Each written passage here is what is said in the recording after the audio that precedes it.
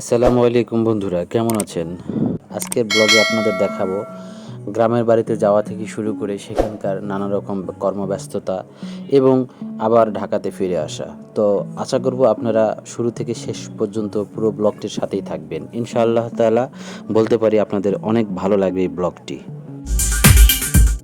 গ্রামের গধূলি বিকেল, কত সুন্দর পরিবেশ, আর তার মধ্যেই এই মিষ্টি রোদে এই যে কাজকর্ম করা, কৃষকের জীবন, গ্রাম বাংলার দৃশ্যগুলো এরকম অপরূপ সুন্দরী হয়।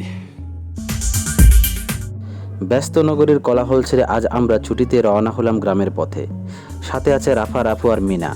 বাসের জানালা দিয়ে দিগন্ত জোড়া সবুজ দেখতে দেখতে মনে হচ্ছিল আসলে গ্রামের টানটাই আলাদা। এ এক অদ্ভুত শান্তি যা শহরে পাওয়া যায় না।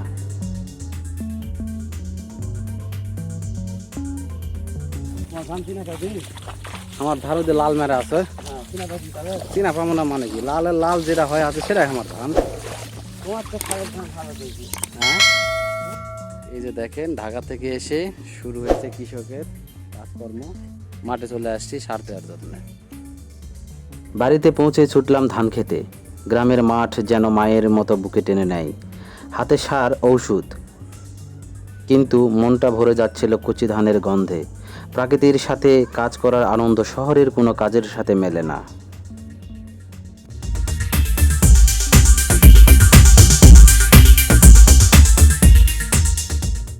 ধান ক্ষেতের পর এবার দেখা হলো হলুদের জমি। যত্ন নিতে নিতে মনে হচ্ছিল এই গাছগুলো যেন আমাদের আপনজন। একটু যত্ন পেলে জীবন ফিরিয়ে দেয়।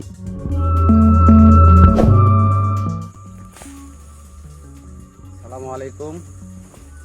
এই বাগানটার কয়েকদিন আগে আপনাদের একটা ভিডিও দিয়েছিলাম, তখন প্রচুর পরিমাণের আম গাছ ছিল, এই গাছগুলো কাটা হয়েছিল। তো আম গাছ কাটার পরে এখানে এই যে দেখতে পাচ্ছেন মেহগনি গাছগুলো লাগানো হয়েছে। তারপরে এখানে মেহগনি গাছ লাগানোর ফাঁকে ফাঁকে সাথী ফসল হিসাবে এখানে কিছু হলুদ গাছ লাগানো হয়েছে। এই যে লেবু, আর এই যে লেবুর গাছ, লেবুর গাছটা দেখা। এই লেবুর গাছটার বয়স মোটামুটি প্রায় 8 থেকে 10 বছর হবে মিনিমাম, কিন্তু এই লেবুর গাছ থেকে 8-10টা লেবু খাইছি কিনা এটাও সন্দেহ আছে।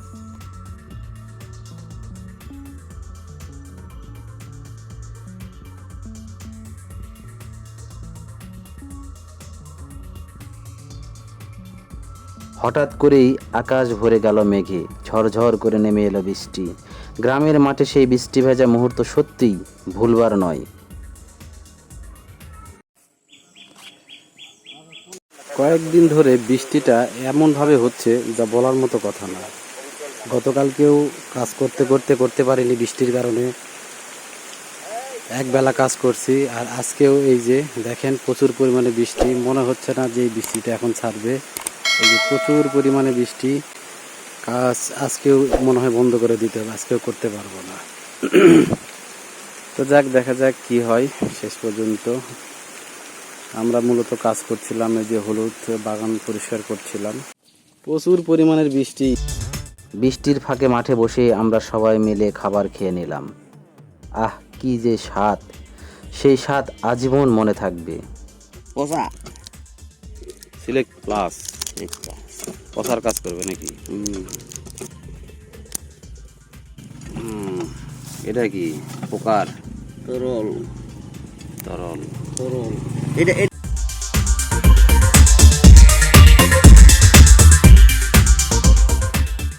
চার্জারটা মুখ ব্যবহার করবো কখন ফিতার জন্য ব্যবহার করবো। ফিতাটা লাগাও, ফিতাটা বদল করা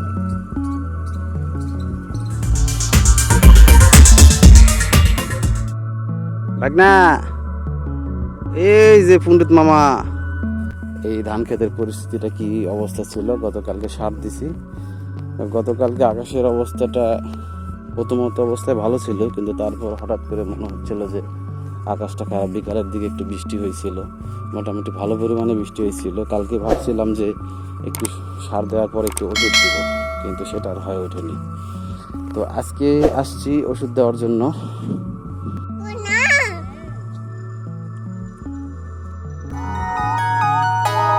এদিকে বাচ্চারা দুষ্টুমি করে খেলায় মেতে উঠল। তাদের হাসি খুশি ছোট ছোট দৌড়ঝাঁপ, সব মিলিয়ে মনে হচ্ছিল পুরো বাড়িটাই এক আনন্দের মেলা। বাচ্চাদের একটু সময় দিচ্ছিলাম, শেখাচ্ছিলাম ছোট মেয়েটাকে কিভাবে সাইকেল চালাতে হয়। গ্রামের এই খোলা পরিবেশটা ওর খুব অসাধারণ মনে হচ্ছিল, খুব ভালো লাগছিল ওর, তাই আনন্দ করে ও বাবার সঙ্গে সাইকেল চালাচ্ছিল। আমার কাছেও অনেক ভালোই লাগছিল, কারণ এরকম খোলা পরিবেশে নিয়ে বাচ্চাকে কখনো ঘোরা হয়নি, তাই গ্রামের এই শান্ত পরিবেশে বাচ্চাকে নিয়ে একটু আলাদা করে সময় দেওয়ার চেষ্টা করছিলাম আমি।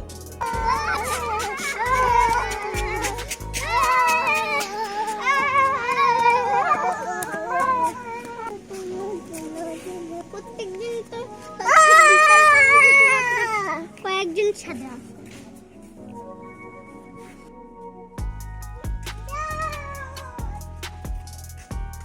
এদিকে আসো।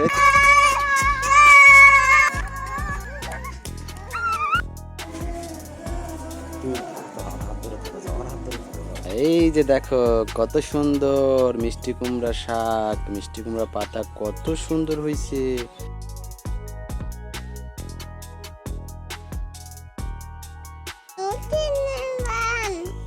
এটা কি? জঙ্গল, এটা জঙ্গল। বাড়ির আঙিনা থেকে তুললাম মিষ্টি কুমড়ার টগা, কচি সবজি রান্নাঘরে একসাথে রান্না হলো, আর সবাই মিলে খেলাম। গ্রামের খাবারে যে তৃপ্তি শহরের কোনো হোটেলেও তা পাওয়া যায় না।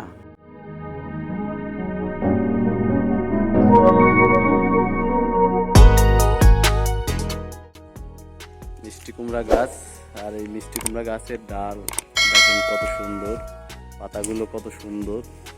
হ্যাঁ, একদম ন্যাচারাল, কোনো ধরনের রাসায়নিক সার বা কোনো কীটনাশকের ব্যবহার ছাড়াই। নানান কাজের ভিড়েই মনে হলো যে সরষাগুলো ভাঙা দরকার, কারণ আমি বাড়িতে যে সরিষা লাগিয়েছিলাম সেই সরিষার তেলই খাচ্ছি। এর মাঝে সরিষা ভাঙার কাজ শুরু হলো। কষে কষে ভাঙা সরিষা থেকে যখন তেল বের হচ্ছিল, তার গন্ধে মন ভরে গেল। গ্রামের সেই খাঁটি তেলের গন্ধ যেন শৈশবের স্মৃতিকে আবার নতুন করে জাগিয়ে তুলল।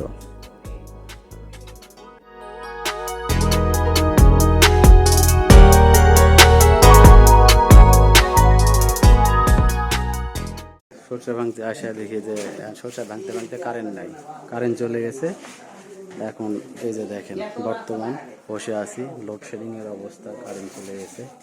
সরষে ভাঙতে ভাঙতে এখন আর সরষে ভাঙা হচ্ছে না, বসে আছি।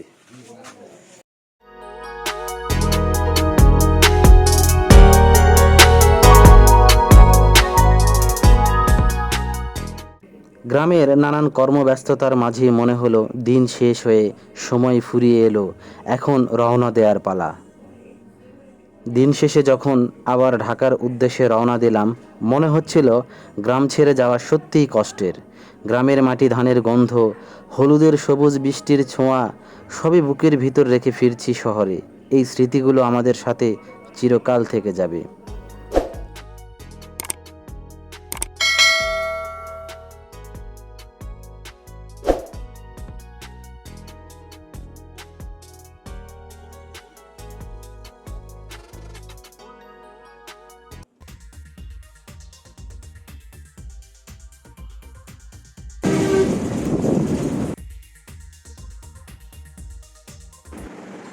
আলহামদুলিল্লাহ আমরা বাড়িতে পৌঁছে গেছি সুন্দর মতো বাসায়। এই যে বাসায় আসলাম, বাসায় এসে যে ব্যাগ ট্যাগ রাখলাম, ফ্রেশ হলাম। তো আমরা সুন্দর মতো বাসায় পৌঁছে গেছি। তো আমাদের ফুল জার্নি ভিডিওটা আপনাদের কাছে কেমন লেগেছে? যদি ভালো লেগে থাকে তাহলে অবশ্যই একটি লাইক দিবেন, একটি কমেন্ট করবেন। লাইক দিলে পরবর্তী ভিডিও বানানোর জন্য উৎসাহ জাগে। তো প্লিজ বন্ধুরা, আপনারা একটি লাইক দিবেন, একটি কেমন লেগেছে আপনাদের কাছে সেটা আপনাদের মতামত জানিয়ে দেবেন কমেন্টে। আর যদি ভালো লেগে থাকে চ্যানেলটিকে সাবস্ক্রাইব করে দিবেন এবং শেয়ার করে আপনার বন্ধুদেরকে দেখার সুযোগ করে দিবেন।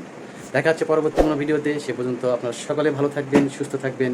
রফিক ভাই ব্লগ বাংলা চ্যানেলের সাথেই থাকবেন। আল্লাহ হাফেজ।